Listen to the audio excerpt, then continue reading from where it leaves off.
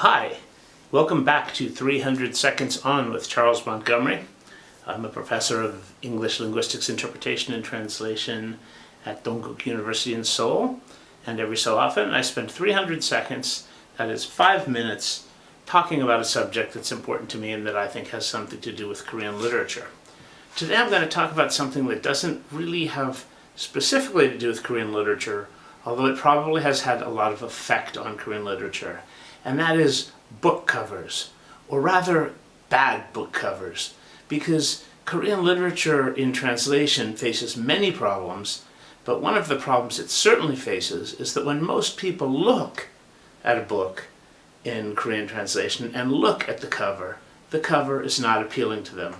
And for this I can refer to my own personal experience. One of the first works that I ever read that really touched me was a book by Kim Myung-ha called The Photoshop Murder, which also included the short story Whatever Happened to the Man in the Elevator.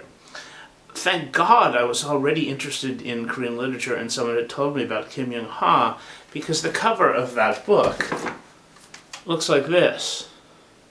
That is an unattractive cover. The back cover does have a picture of Kim Myung-ha, and to be fair, he's pretty attractive. But this is not a book cover that would make me want to buy a book. And as I started to look around at the translations that I saw out there, that I saw in stores, I thought, I would never, if I were in an airport, I would never stop in front of that book and take a look at that book to see if that book was a book I was interested in buying.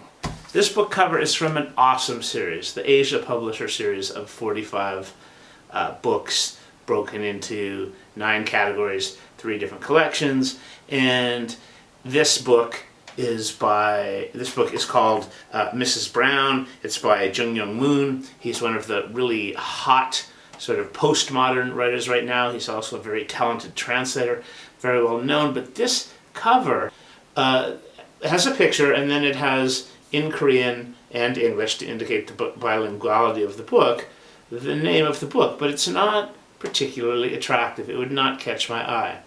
Same thing is true of the Dalkey Publishing.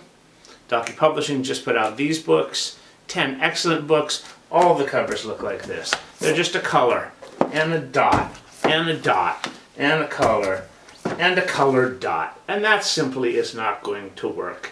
These books are, when you look at this book cover, you don't see anything evocative. You don't see anything that indicates to you what the content of the book might possibly be.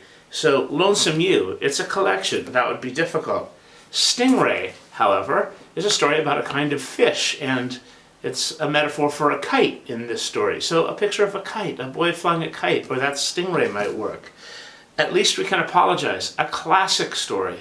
Classic. Lee Ki-ho. Strongly recommend this one.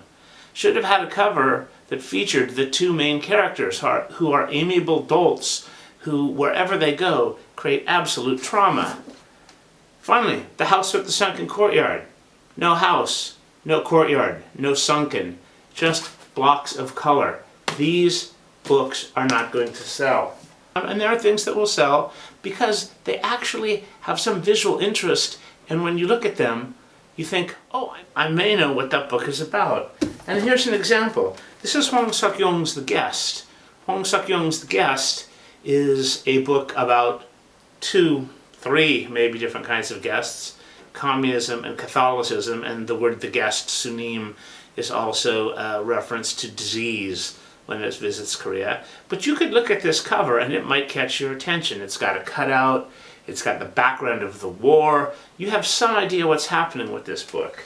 Similarly, Kim Myung-ha, an author I love, his work, Your Republic is Calling You. You look at this cover and you can immediately pretty much tell it's a spy story. It's got one eye looking at another eye. The eyes are based on the flags of the 2 countries. You don't have to know much about the content. You don't need to know much about Korea to go, hey, there's a spy novel I might read on the plane. And I'm suggesting here that it's time that when Korean literature is translated, that the covers are designed so that people will look at those covers and say, hey, I want to read that book on a plane. And that is 300 Seconds on Korean Literature.